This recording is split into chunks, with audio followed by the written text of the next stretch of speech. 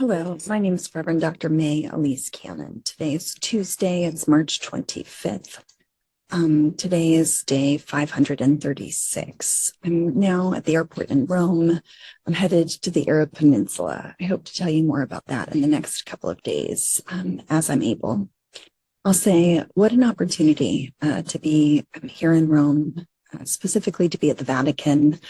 And to be in Vatican City as a female cleric, walking around with a clerical collar. And I had meetings with several priests and bishops and even two different cardinals. And I was incredibly well received. And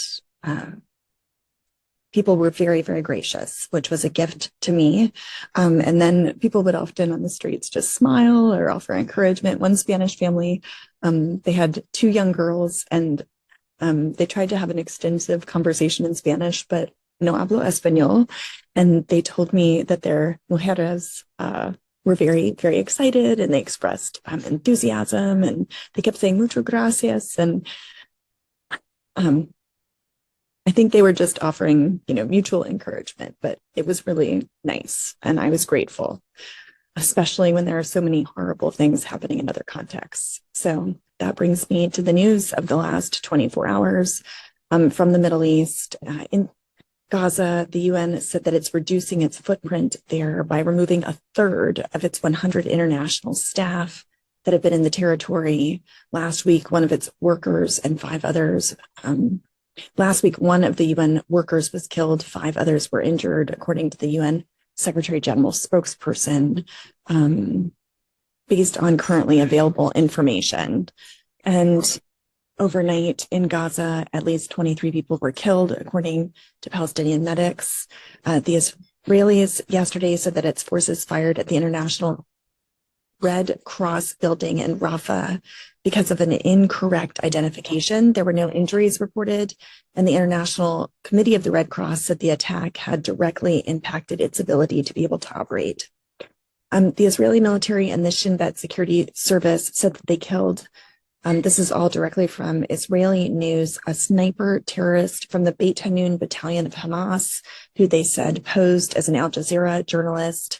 In the statement, they said Hossam Basel Abdul Karim Shabat participated in terrorist activities against IDF troops and Israeli citizens throughout the war.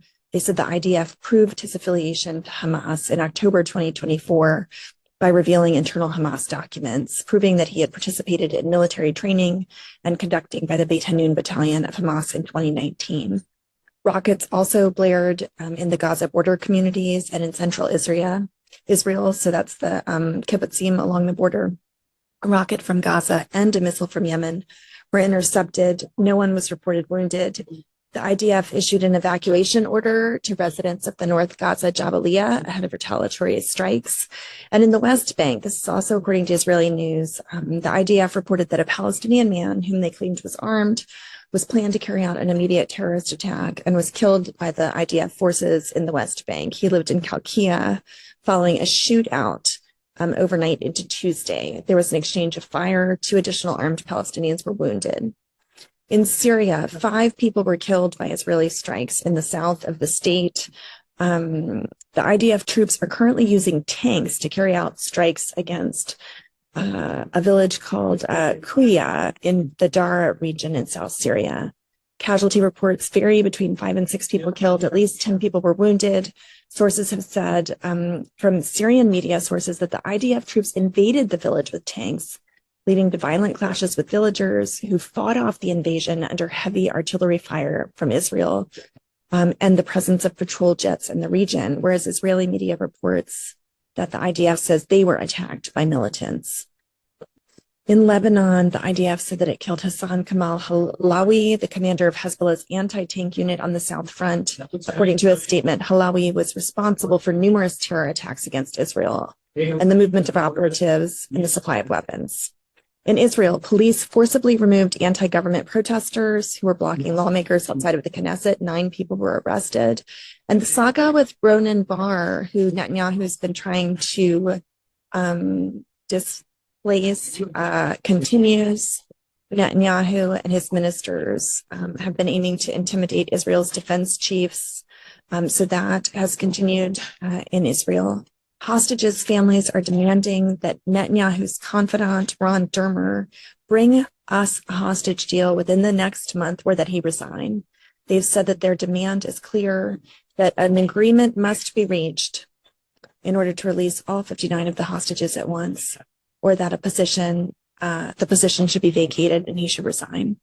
In the US, it's come out in the last couple of days that senior Trump administrative officials discussed war plans and highly sensitive or likely classified data in a signal group that included a journalist from The Atlantic. His name was Jeffrey Goldberg. Goldberg says that the Defense Secretary Pete Hegseth shared the operational plans before the U.S. attacked Yemen. He said that this was shockingly reckless. President Trump claims he knew nothing about it. Hegseth stated that no one was texting war plans. There's an article about this in The Atlantic I'd really encourage you to read. National Security Advisor Mike Waltz said that his future is in, or news is reporting Politico saying that his future is in question. Seemingly, he inadvertently included a journalist in his Signal chat discussing the military strikes on the Houthis in Yemen. His fate will likely depend on how Trump personally feels about the issue.